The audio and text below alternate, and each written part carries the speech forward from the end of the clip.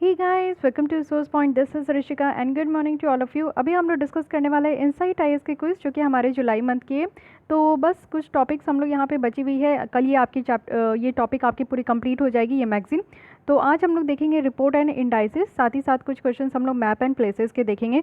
तो काफ़ी क्वेश्चन है इस बार मैप एंड प्लेसेस के, तो कुछ आधे आज हम लोग सॉल्व करेंगे, आधे कल करेंगे। तो टोटल हम लोग 10 क्वेश्चन आज सॉल्व करने वाले हैं। तो चलिए स्टार्ट करते हैं। रेस्ट ऑफ द लेसन देखने के लिए बस एक ही काम करना है कि आपको मेरे चैनल को सब्सक्राइब करना है। प्लेलिस्ट में आकर आप लोग स्टार्टिंग से देख सकते हो। तो चलिए स्टार्ट करते हैं हम लोग अपनी आज की लेसन।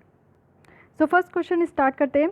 इंक्लूसिव वेल्थ रिपोर्ट ये न्यूज़ में रहता है, आपको बताना है कि किसके द्वारा ये रिलीज़ किया जाता है। जर्मन वॉच या फिर intergovernmental panel on climate change, United Nation environment या फिर वर्ल्ड बैंक। तो इसकी करेक्ट आंसर है। मेरे आंसर देने से पहले मेक श्योर कि आप लोग अपने आंसर को टिक ज़रूर कर लीजिएगा, जिससे कि आप लोग बेटर तरीके से यहाँ पे चेक कर सको कि कितना आप सही दे रहे हो, कितना गलत दे रहे हो। सो यहाँ पे करेक्ट आंसर है C, that is United Nation environment. इनके द्वारा यहाँ पे इंक्लूसिव वेल्थ रिपोर्ट यहाँ पे पब्लिश किया जाता है। और साथ ही साथ अगर हम लोग देखें तो ये इंक्लूसिव वेल्थ रिपोर्ट का जो है इंक्लूसिव वेल्थ इंडेक्स एक पार्ट है जो कि टोटल एक्सेस करता है कि नेशनल की कितनी एबिलिटी है कि वो अपने वेल्थ को, अपने धन को जो है वो यहाँ पे देख सकते हैं। सेकंड है यहाँ पे कि global competitive index, very simple, आपको बताना है कि किसके द्वारा पब्लिश किया जाता है। देखिए इस तरीके के क्वेश्चन आपकी करेक्ट इनकरेक्ट तो बिल्कुल नहीं होना चाहिए, क्योंकि यूपीएससी में ज़रूर पूछा जाता है। एक दो क्वेश्चन तो ज़रूर होते हैं। तो अगर 2 क्वेश्चन आप करेक्ट कर लेते हो तो 4 नंबर तो आपके हाथ में रहता है कि नहीं। तो world bank, world economic forum, WTO या फिर IMF। तो इसका करेक्ट आंसर ऑब्वियस है बताइए, वर्ल्ड इकोनॉमिक फोरम है ना। B is the correct option. India का अगर देखें तो मूव डाउन हो चुका है, यानी कि 10 प्लेसेस जो है हम लोग ग्लोबल कॉम्पिटिटिव इंडेक्स में डाउन हो चुके हैं, यानी कि जो ऑल ओवर द वर्ल्ड में जो हमारी कॉम्पिटिटिव है, मार्केट की जो कॉम्पिटिटिवनेस है वो यहाँ पे डाउन हो चुकी है। आते ही थर्ड क्वेश्चन में, जो कि अगेन ह्यूमन डेवलपमेंट इंडेक्स से रिलेटेड क्वेश्चन है। फर्स्ट है कि ह्यूमन डेवलपमेंट इंडेक्स जो है एक स्टैटिस्टिकल यूज टूल है जो कि यहाँ पे कंट्री के ओवरऑल अचीवमेंट को मेजर करता है, वो भी सोशल और इकोनॉमिक डायमेंशन में। सेकंड है कि बिटवीन अगर 1990 से 2018 के बीच में देखें तो इंडिया का जो SDI वैल्यू है वो 50% तक इंक्रीज हो गया है। थर्ड है कि long and healthy life, access to knowledge and decent standard of living, ये 3 डायमेंशन है जिसके द्वारा SDI को मेजर किया जाता है। तो आपको करेक्ट बताना है, first and second, first and third, second and third, first second third. तो यहाँ पे करेक्ट की बात करें तो तीनों स्टेटमेंट एब्सोल्युटली करेक्ट है। So correct option will be D. United Nation Development Programme के द्वारा रिलीज़ किया जाता है, ये भी याद रखिएगा क्योंकि ये आपका ऑप्शन नहीं था। तो यहाँ पे आपका ह्यूमन डेवलपमेंट इंडेक्स की बात करें तो यूनाइटेड नेशन डेवलपमेंट प्रोग्राम के द्वारा यहाँ पे रिलीज़ किया जाता है।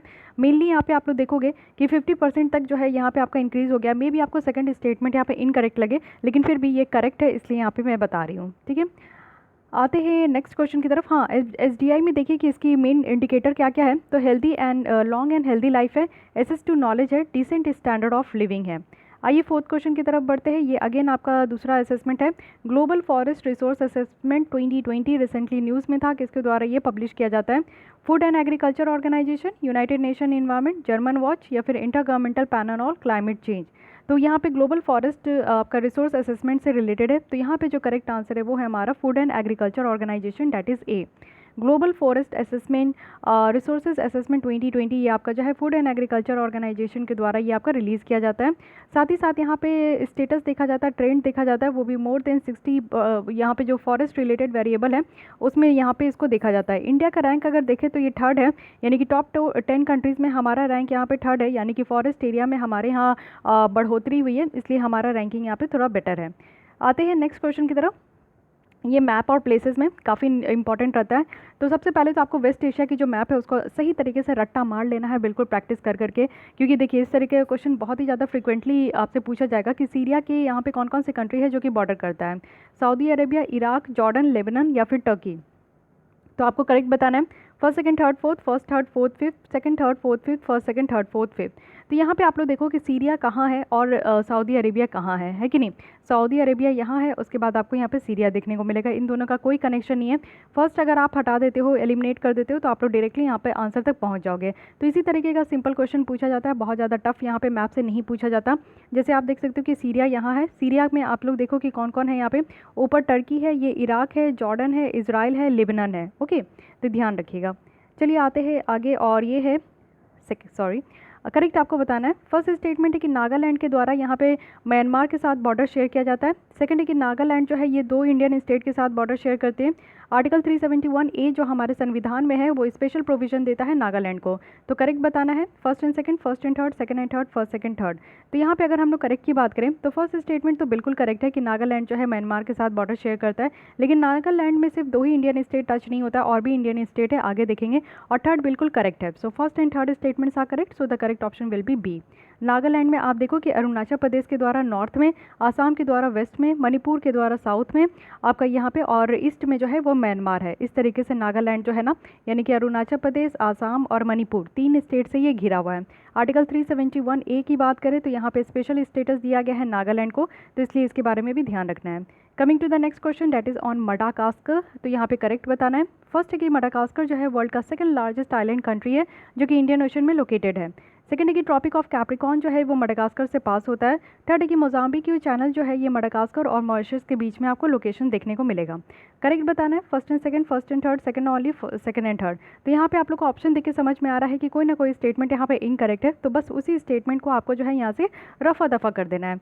तो यहाँ पे आप लोग देख सकते हो, एक सेकंड, हाँ, मोजाम्बिक यू चैनल तो बहुत ज़्यादा फेमस है, आपको पता होना चाहिए कि ये मोजाम्बिक यू चैनल यानी कि कहीं ना कहीं मोजाम्बिक यू है, इसलिए इसके अगल बगल होगा, इसलिए इस चैनल का नाम पड़ा है। तो ऑब्वियस है कि मडागास्कर और मोजाम्बिक यू के बीच में ये चैनल है, दैट्स वाई इस चैनल का नाम ये है। तो थर्ड स्टेटमेंट इनकरेक्ट है। आइए थर्ड को एलिमिनेट करते हैं, तो हमारे पास फिर भी 2 ऑप्शन बच जाता है। फर्स्ट स्टेटमेंट के बारे में आपको पता होना चाहिए कि वर्ल्ड का सेकंड लार्जेस्ट आइलैंड कंट्री है, तो इसलिए ये बिल्कुल भी करेक्ट है आपका। सो ए ऑप्शन यहाँ पे करेक्ट होना चाहिए, यस ए है।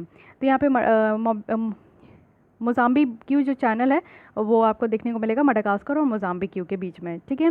फिर नेक्स्ट आते हैं लाम्पेदुसा आइलैंड। ये आपको बताना है कि कहाँ लोकेटेड है। मेडिटेरियन सी, रेड सी, ब्लैक सी, कैस्पियन सी, ये आइलैंड भी न्यूज़ में था, तो यहाँ पे करेक्ट ऑप्शन है ए, इट मीन्स की मेडिटेरियन सी, ठीक है।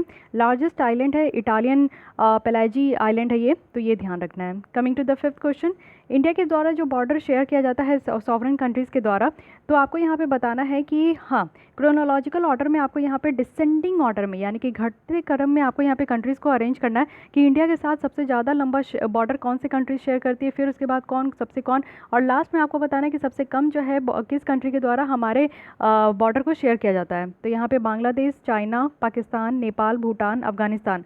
तो सबसे पहले आप लोग यहाँ पे देख सकते हो कि ऑप्शन में ही आपको बताया गया कि बांग्लादेश से सबसे ज़्यादा हमारी बाउंड्री शेयर होती है। उसके बाद आपको यहाँ पे चाइना और पाकिस्तान के बीच में आपको चूज़ करना है। तो जैसे कि चाइना आप लोग को पता है कि बहुत ही लंबा बॉर्डर शेयर करता है, और आप लोग को देखने को मिलेगा कि वेस्टर्न सेक्टर है, मिडिल सेक्टर है, ईस्टर्न सेक्टर है, 3 सेक्टर्स में जो है चाइना यहाँ पे घिरा हुआ है इंडिया के साथ। तो ऑब्वियस है कि चाइना का इसके बाद नंबर आएगा। तो यहाँ पे हमारा 2 एलिमिनेशन हो गया, 2 ऑप्शन कट गया। फिर आता है सेकंड है यानी कि पाकिस्तान है, फिर फोर्थ है यानी कि नेपाल है। अब भूटान और अफगानिस्तान में तो आई थिंक कि आपको कन्फ्यूजन बिल्कुल भी नहीं होना चाहिए, क्योंकि थोड़ा बहुत भी आप मैप देखे हो तो आप लोगों को पता होना चाहिए कि अफगानिस्तान एकदम पिद्दू सा पाक ऑक्यूपाइड वाला जो एरिया है ना वहाँ पे टच करता है, और भूटान तो बहुत अच्छा खासा टच करता है। तो यहाँ पे हमारा करेक्ट ऑप्शन ए हो जाएगा, ठीक है, यस। यहाँ पे आप लोग देख सकते हो कि अच्छे से दिया गया है। बांग्लादेश के द्वारा जो है हमारे कंट्री में 4000 किलोमीटर तक है। साथ ही साथ अगर बात करें चाइना का तो 3488 है, पाकिस्तान का 3323 है, Nepal 1751, Myanmar 1643, Bhutan 699 kilometre, Afghanistan 106 kilometre. तो इसलिए यहाँ पे टोटल जो है 15,106 किलोमीटर जो है हमारे नेबरिंग कंट्रीज़ के साथ हमारा इंडिया जो है बॉर्डर शेयर करता है, ठीक है। तो चलिए आज के लिए बस इतना ही रखते हैं। नेक्स्ट हम लोग जो है और भी क्वेश्चन है उसके साथ स्टार्ट करेंगे। तो टोटल मुझे लगता है 9 या 10 क्वेश्चन मैं यहाँ पे सॉल्व कराई हूँ, याद नहीं आ रहा है, तो आप लोग देख लीजिएगा कि टोटल कितने क्वेश्चन है, और इसी के साथ आप लोग बताइएगा कि आउट ऑफ टोटल आपको कितने मार्क्स आए। साथ ही साथ अगर आपको ये लेसन अच्छी लगती है तो लाइक कीजिए, और डेली प्रैक्टिस अगर आप लोग अच्छे तरीके से करके चल रहे हो तो मेक श्योर कि आपको जो है एग्जाम में कभी भी कोई दिक्कत होने वाला नहीं है। प्रीलिम्स 4 अक्टूबर हुए, तो जल्दी ही आपका जो है अब ये 1 महीना बाकी है, या फिर हार्डली आप 40 डेज़ कह सकते हो। तो अच्छे से यहाँ पे प्रैक्टिस करते चलिए, इसी तरीके से आपको यहाँ पे सेट मिलते रहेगा।